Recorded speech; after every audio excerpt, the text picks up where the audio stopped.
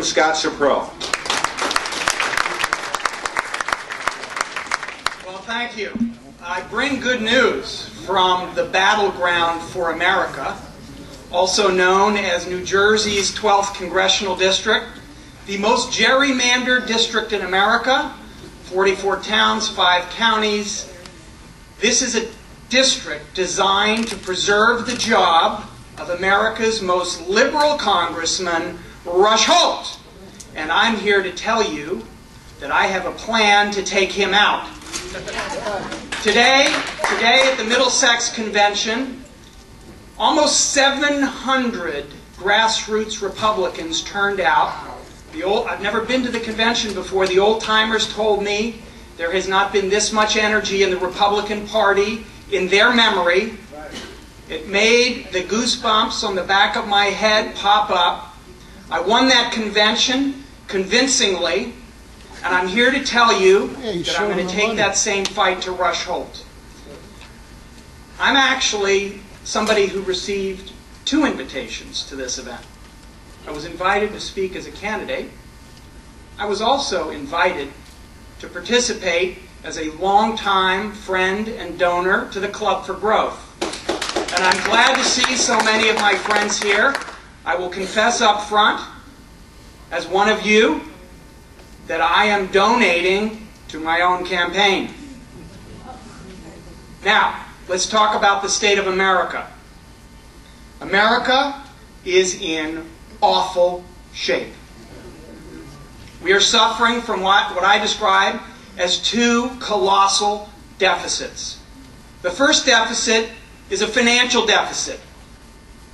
Can you imagine that America would arrive at a time where we are funding the operations of our government by borrowing hundreds of billions of dollars from the communist Chinese?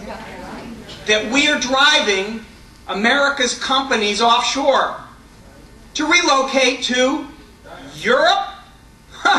China certainly, India certainly, but our companies are going to Europe.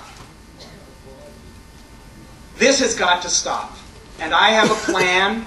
As a man who has never worked in the public sector, spent my whole life learning and living the lessons that I learned from my parents: personal responsibility, individual initiative, small government, and low taxes.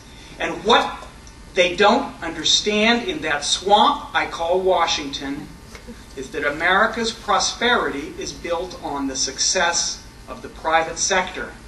And no matter how compassionate we are, and we are a compassionate society with welfare programs very large, we cannot afford them today, and we certainly can't afford them in the future if we allow the socialist agenda of Rush Holt and Nancy Pelosi to continue to take over our government.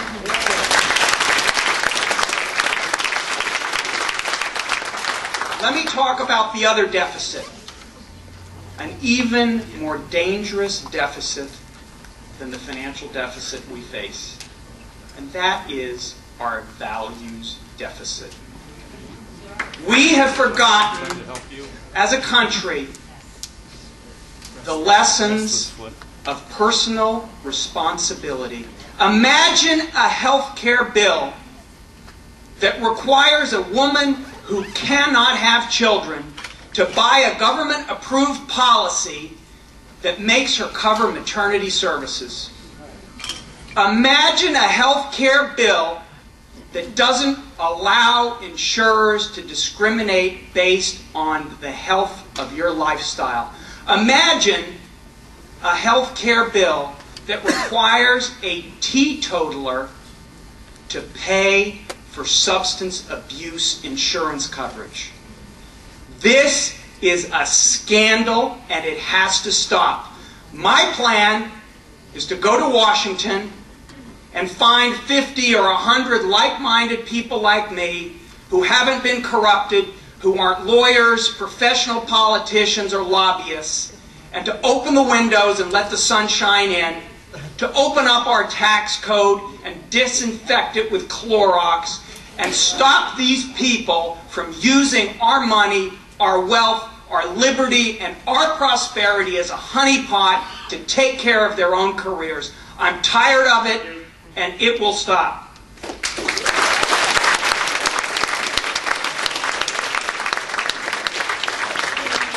just getting going here. What do you think the federal government should do to aid in economic recovery? The government should get out of our way, okay? I have spent my life financing small businesses. And even the businesses that have the capital and have the financial flexibility to create jobs, to expand their plant, hire employees, won't do it. You know why they won't do it? Because they are terrified of the money funnel called taxes that's emanating from Pelosi's Congress. So the first thing we do, we get them out of our way. The second thing I do, which I've outlined in my blueprint for renewal, my 6 key initiatives to restore the financial fabric of America, is to create a 0% capital gains rate for any business that's created today.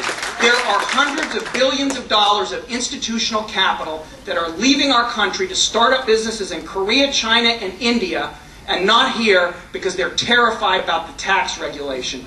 If you create a 0% capital gains rate for any business that an investor is willing to hold for 5 years, it wouldn't cost the government anything. In fact, it would create tax revenues because it would create payroll. Take away the tax burden, shrink the size of government, remove the money funnel that's stuck into every American entrepreneur, and you will make this country boom and create 19 million jobs just like Ronald Reagan did. What are your thoughts on global warming and cap and trade laws? Those are not in my top 500 priorities. Our issue today is creating incentives for job creation and capital formation. I'm not an expert on global warming, and I don't really care to be.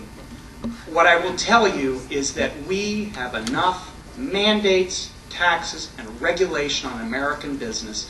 We have reached a tipping point where America's private sector is being strangled by the public sector. So I don't know, and I don't care. What is the legitimate role of the federal government in education? That's pretty stupid. Federal government has no role in education. I'm sorry, but I do care about cap and trade. Would you support the cap and trade bill that was voted on earlier this year, or last year? Absolutely not. No more taxes. Drill, baby, drill. I don't care where we can find the energy. Hey, if it's green, if it's solar, if it blows through the air, or we find it in the ground, let's create the largest supply of energy we can to reduce the cost of American business. What's your position on international trade? What is my position?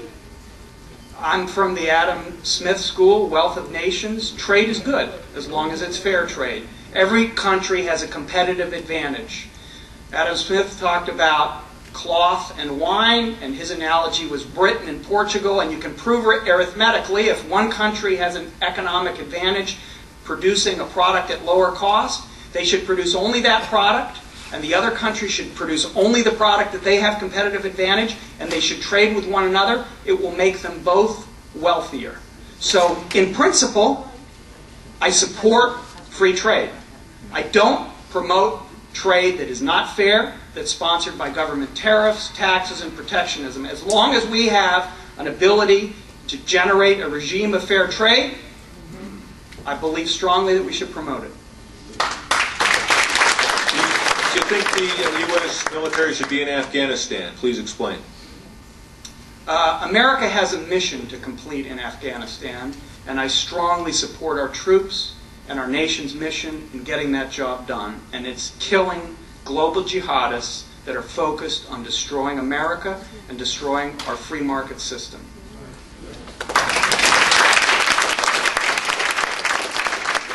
What are the first federal programs you would vote to eliminate if you were elected to Congress?